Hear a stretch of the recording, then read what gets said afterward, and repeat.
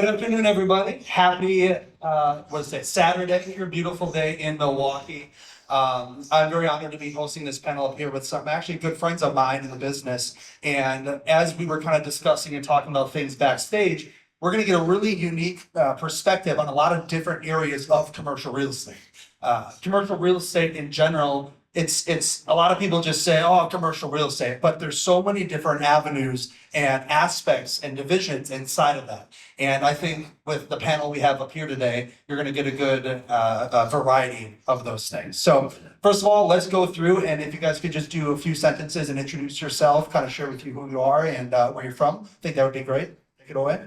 Hi, I'm Andy Palec. I'm with Palec Project Development. I'm a consultant in the real estate field. I've worked in commercial real estate for about 30 years and doing some housing, some affordable housing, special needs. I'm doing some multifamily development and some other types of land development in Milwaukee and in some other states. Mogensen, partner here with Geoff and Smart Asset Capital. We're in the private equity real estate space, so we've been involved in a bunch of different asset classes with main focus on industrial right now, essentially to go out, raise capital to buy property for 7 years now. Yep, and I'm Geoff Stuhr. As Brock said, I'm his partner, Smart Asset Capital. We actually just went live with our first fund this week. And so it's to buy Class B industrial real estate throughout southeastern Wisconsin. Awesome. Thank you, guys. And I know you all have a lot of good stuff going on in the works in the pipeline. So it'll be exciting to see a lot of that stuff come to fruition. So let's just jump right into it to try to stay in schedule here. First thing I think I'd like to kind of talk about is affordability, and in a few different respects. Affordability in the sense of the consumer and what they're experiencing in a market where there's a lot of rising prices. And then also affordability from the developer side or the investor side coming into projects. What kind of things are you experiencing when it comes to affordability? I could start with that. It is extremely challenging. I was reading that there was a survey of millennials and Gen Z who said that this election cycle, their number one issue, all the issues, is affordability of housing. And it is a big challenge. It's a big challenge for communities that need to attract workers and just to allow people to enjoy their lives and to be able to have good lives. So with real estate development, it's a profitable venture for a lot of people. It's a great business to be in. And people can make money at it, but they also have to take significant risk. And it takes a long time. It's a very plodding, slow, we'd like to change that, but a very plodding and slow before you see results.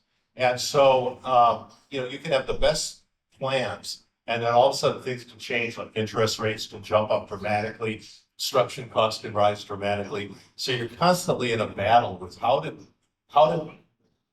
deliver your project with a return for your investors and also to meet your pro forma, to make it actually work, to even get started in it. I'm right now involved in an affordable housing development in Franklin, Wisconsin. It's going to be for people with special needs and people with intellectual disabilities. And they are probably the lowest income of the low income out there. So in order to make it work, you really have to have a commitment from the public sector. Got to have the ability to tap into support, whether it's tax credits, whether it's housing vouchers, and at the same time, you also have to structure things so that you can move forward. And so what happens is you do things in small phases. You want to do big things, but you do things in small phases. So maybe you only build 10 units at a time so that you can make it happen. So it's something that everybody wants, but it's extremely difficult to get there. And we're going to see more affordable housing just because that's what the market's in, and we have to find a way to make it happen. For sure. And I know you guys focus on the industrial space. Are you guys experiencing any type of struggles or concerns with affordability in your industry? Yeah, so when I think about affordability, there's a movement towards tier two markets. So a lot of businesses, for example, in southeastern Wisconsin, we're seeing a lot of businesses move their operations to Wisconsin from Illinois, just across the border. It's more affordable labor for them and more affordable housing, more affordable lifestyle for their employees. So we see that. And then from an affordability perspective to the investor, we did multifamily. We did a number of different types of, we did some self-storage, a number of different types of commercial real estate. And then we kind of stumbled upon this thing called the triple net lease. And I always say, God bless the triple net lease.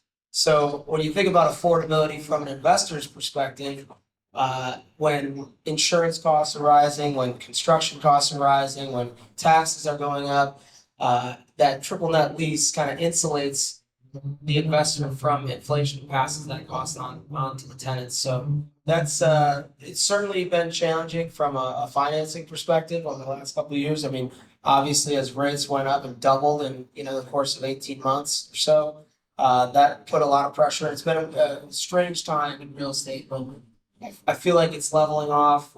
Sellers and buyers were kind of at a staring match for the last couple of years. But we've seen more deal flow over the last, 3 months than we've seen in 2 years almost. So that would be my perspective.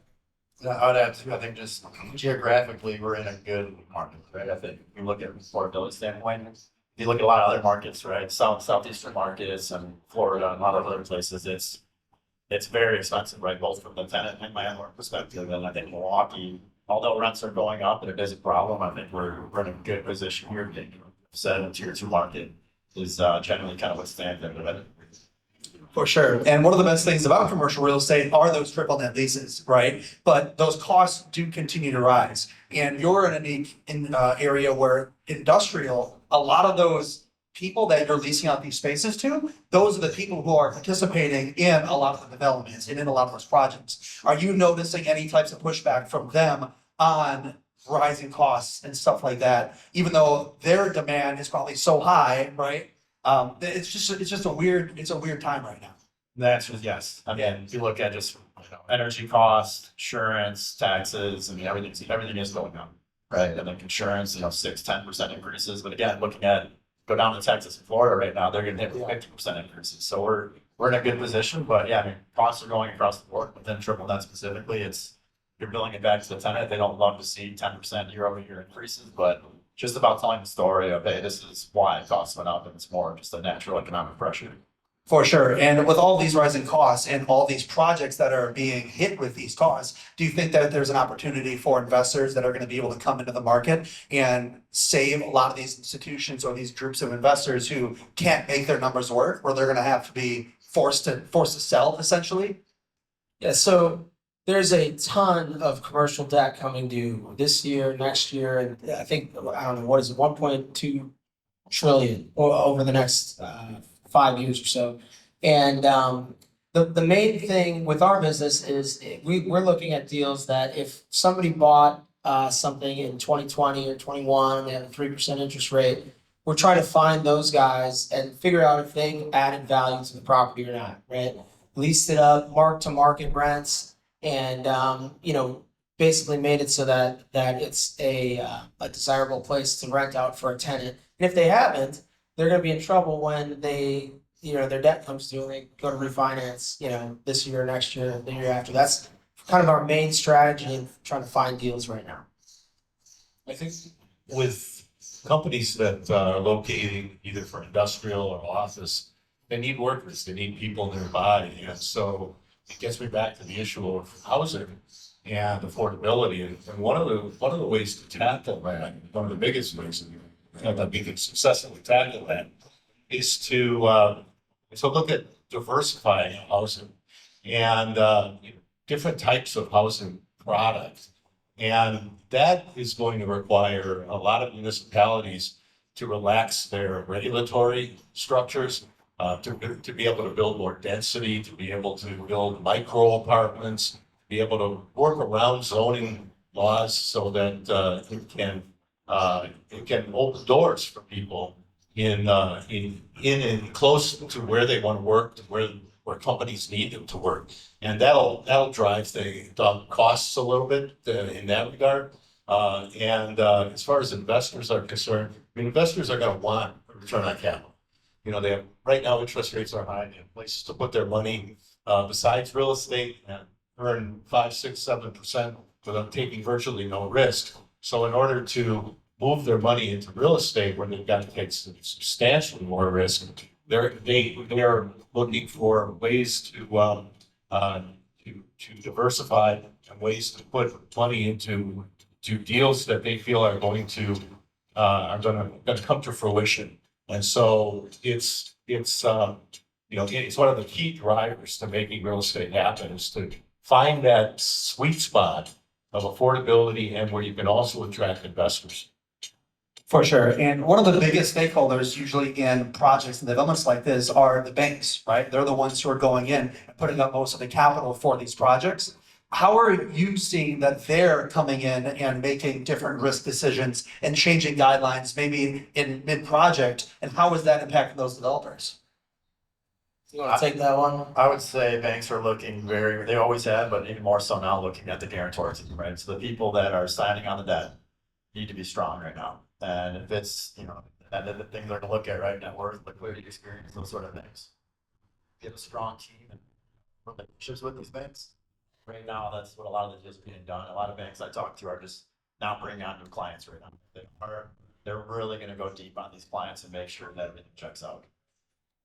Yeah, I think, so we work with Crux Commercial a lot as a mortgage broker. And I think that's really important in this market, right? Like back, a couple years ago, you could just go to the local banks that you already have relationships with and, get a deal done pretty easily on the debt side. But now banks have pulled back. They're trying to reduce their exposure to certain types of real estate and being a bit more risk averse. But as a mortgage broker, right, they're going out to all these different debt sources, and they've really, I think it's a good time for Ricky and his business, because they're the experts in finding and aligning that debt solution for these deals.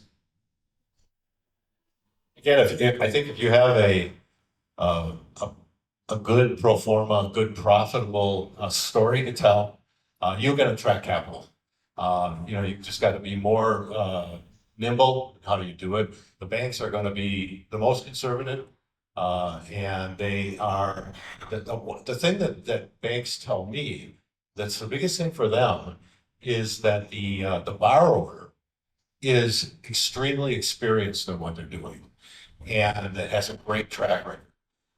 When markets are kind of when it's the Wild West, markets are easy to work in. All kinds of people can get into real estate development and make promises and make deals happen. But when things get kind of tough, then the banks only look to lend money to their best clients and the ones that really proven and delivered for them. And so that's a challenge for people that want to break into the industry. But I think that there are sources of money out there that really are attracted to real estate. Some of them are going to be mission driven. And so you just have to, they say real estate development takes vision. You've got to be a dreamer, but you got to be practical as hell. And that's where it really is so important right now, is that you just have to work hard to find people that'll back you and put money into deals, and they'll eventually happen.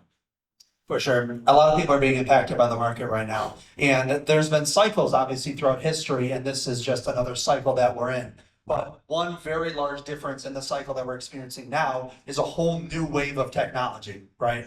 Different software systems, AI, that is just growing at such an extraordinary rate that now, on top of everything that's going on, this technology, these companies are being forced almost to start adapting to it, right? So I'd like to kind of talk about what kind of use cases do you see a lot of this new AI technology playing a role into the investing space and the development space?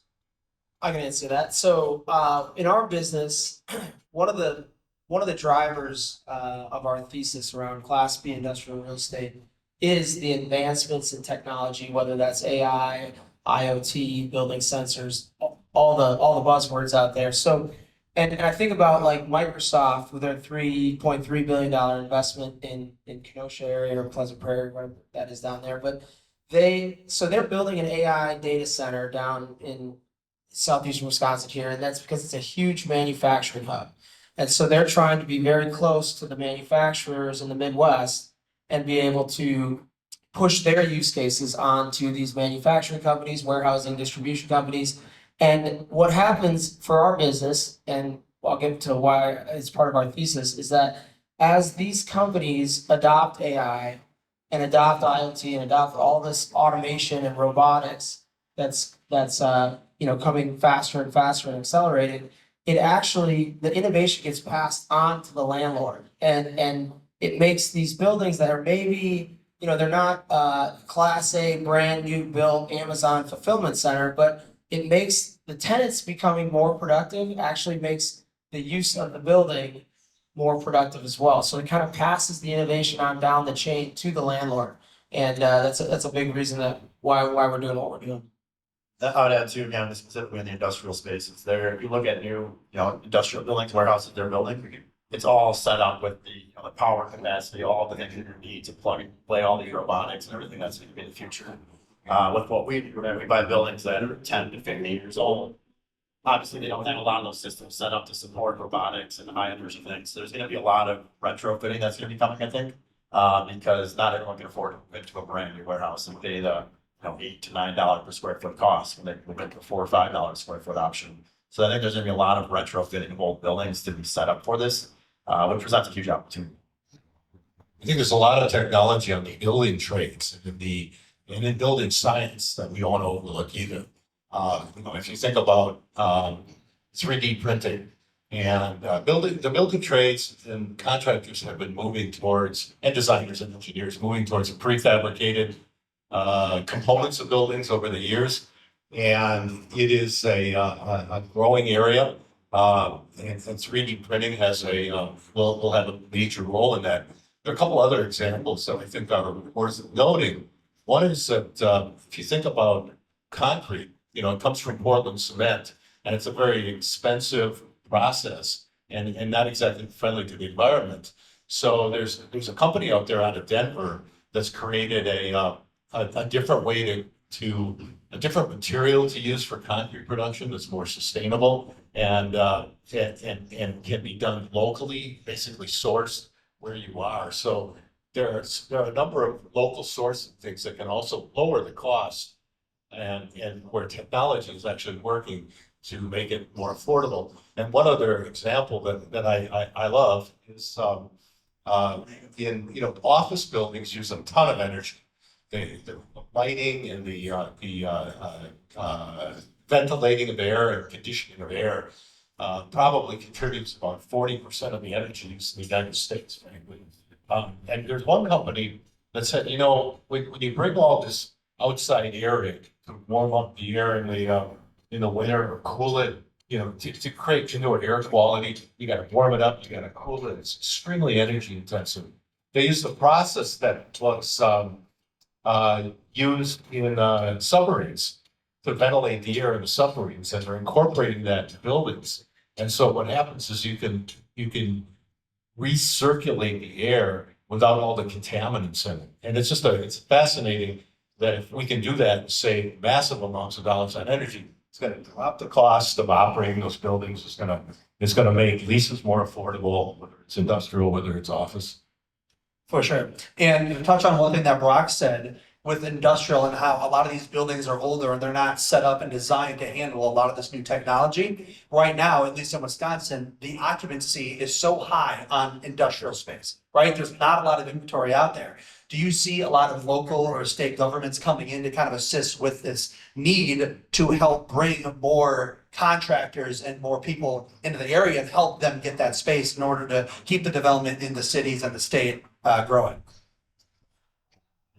From a local perspective, I think there's still a long ways to go. From a more macro federal perspective, in 2022, they signed the CHIPS and Science Act, which was mainly focused around semiconductor production and bringing that manufacturing back to the States. And so what that happened, or what that led to, was what's called onshoring, reshoring, nearshoring. And so that has really driven up, businesses bringing their production and manufacturing back to the US, and that's helped raise occupancy within the industrial space. What I said, right? For sure. And a lot of the spaces that are currently out there, when you guys are acquiring properties, are you guys in your business model thinking about ways to kind of adapt and change these buildings into more sufficient properties that then allow you to bring in that next level tenant?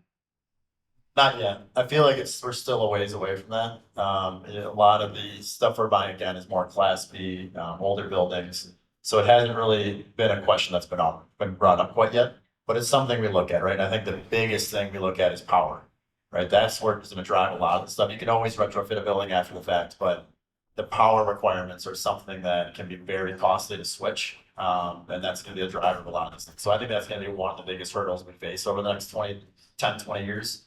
Specifically in the industrial space, is having enough power on the grid to support everything that's going to be coming with AI. Changes. Very interesting.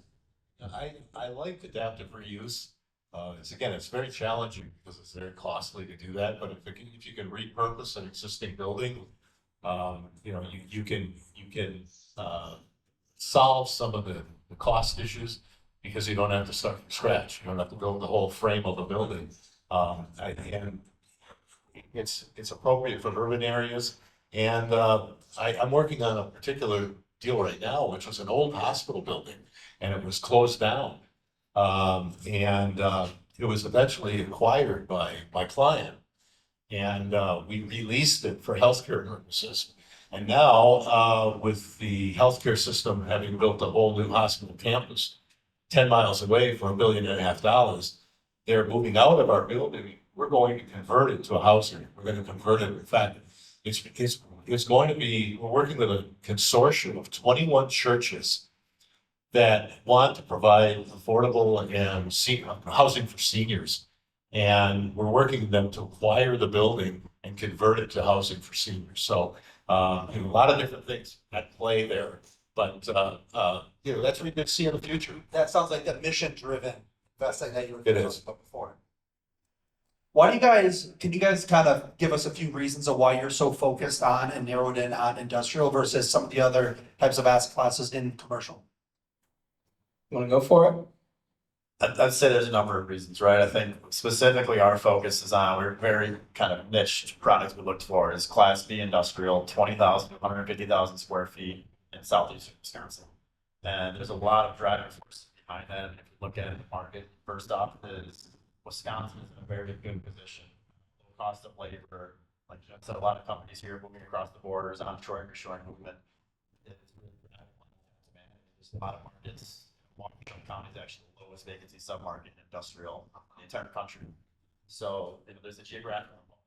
And I also think just within Class B, it's much more affordable. If you look at what they're building across the board, if you drive down any major interstate, the new warehouses we're seeing coming up are all big box warehouses, 250,000 plus square foot warehouses. We're not buying that, right? We're buying the smaller stuff. And there's always going to be a demand for tenants that don't need that much space, don't want to pay double the rents, and they're going to want that Class B product. We're not building it, and there's a ton of demand, so it just creates a good environment for us to buy it, make some money. Yeah. So as most of the development, like 93% of the development has been focused in industrial, has been focused on like 200,000 square feet and above, these big Amazon fulfillment centers that you see on the interstate.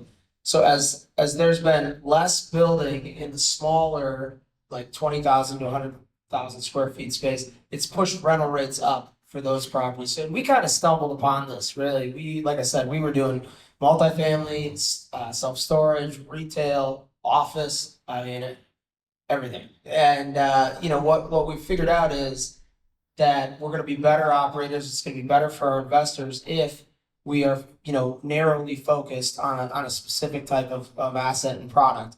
And so as we bought an industrial deal a few years ago, and then we saw how easy it was to lease that up because the demand was so high for this flex industrial space.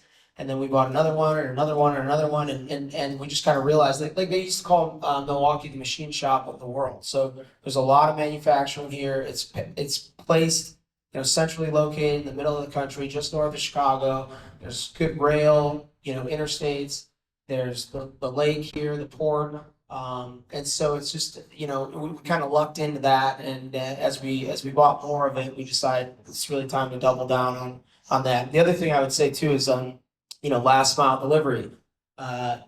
Every business out there is trying to get closer to their end customer, right? It's, buy now, one click with Amazon. Pretty soon they're just gonna have a drone zip it over to you in like, the 10 minutes from after you click it. But and so you see a lot of demand from tenants, that are storing their goods and that are trying to get closer to their end customer and not have that stuff stored, on the coast or even overseas.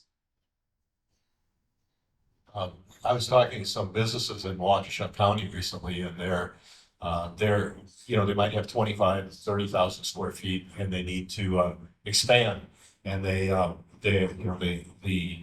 to double their space perhaps, and they're in demand, as a tenant, as a prospective tenant, and there are all these big boxes going up, 200,000 square feet of space, but there's a real niche in there for these smaller companies that need to expand and need a home, and they want to be close to where their employees are, and you don't have the supply where they need it. So I think there's a continual source of industrial real estate development opportunities around here. Plus, and these guys will probably speak to this as well. I mean, we've seen there's dramatic amount of public money, whether it's the CHIPS Act, whether it's the bipartisan infrastructure bill that was passed, that's flooding the zone right now with dollars to make all this stuff happen. Hopefully, that I don't know if that's sustainable, but hopefully the ultimate product of all of that money that's being thrown at the sector, leads to good growth, but also leads to real deals that hire people, that produce for the communities that are in. Also, that's extremely important.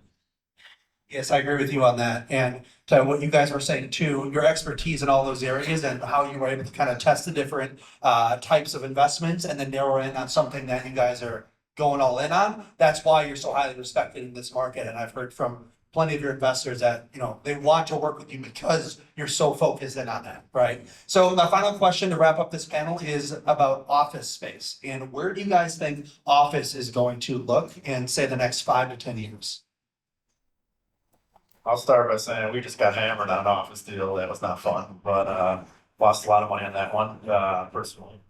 But it was, office is tough right now. I think there's certain office that is going to work, right? I think office in good locations. I think a lot of suburban office is dying. I think office in, central business districts, that's nice, Class A product with the amenities, that sort of stuff is always going to be a need for because people want to go into the office still. But I think it's tough right now. And there's a lot of pain in becoming an office. I think it's going to be the biggest one that's going to continue to get hit. And if that's your focus, just really knowing what you're doing and what location, what sort of product you're buying. If I was going to be buying more, there are funds out there that are buying distressed office buildings at really, really, really like dirt cheap prices. The thing is, you've really got to make sure that you have top-notch amenities. That'll help to attract people coming back to the office. But the trend, with the pandemic, that just accelerated a trend of work from home. That was going to happen either way, as Zoom and Microsoft Teams and Slack and all this stuff was able, to really make sure that companies could still be productive and operate when they're not sitting right next to each other. So that was going to happen either way. The pandemic just accelerated that. And I think a lot of what we're doing is buying industrial buildings that might have 30% or 40% office space, and we're trying to basically reduce that footprint to like 10%. And so basically taking the offices and knocking them out and making it more industrial space, still leaving some office space there, but not nearly the footprint. And if you look at it from a business perspective, if you're running a company, one of the major, expenses is their rent payment, right? So they're all looking at reducing that footprint and trying to strike a, sweet spot of how do I get, build the culture on my team? How do I make sure that, people are, embodying that culture of our organization and coming together and working and being productive, but how do I do that in the smartest, most efficient way possible? So I have no interest in buying an office building pretty much ever again. I think successful businesses need people to collaborate. There's the human side of it. And although many of us are working from home through COVID, we started working remotely 100% of the time. I think that having people come to an office, having people collaborate, having people work in an environment where they can be creative with other human beings, I think is not going away. I think it's may not come back 100% like it had been, but I think it's going to be very important. And what I see out there is that if you have an extremely smart building, new building, high tech with lots of amenities, and can attract businesses based on those amenities. They may be downsizing, but they want to be in those types of spaces. And those will succeed. They have been succeeding even in the toughest office market we've seen in a long time. And other than that, it's adaptive reuse. If it's an older building, a Class B building or a 70 or 80-year-old building in the downtown area, it's going to have to be adapted somehow. Awesome. Thank you, gentlemen. The commercial real estate is definitely a vast industry, and I think that it's one that everybody needs to keep their eye on. Thank you for your time. Thank you, everybody. Thank you.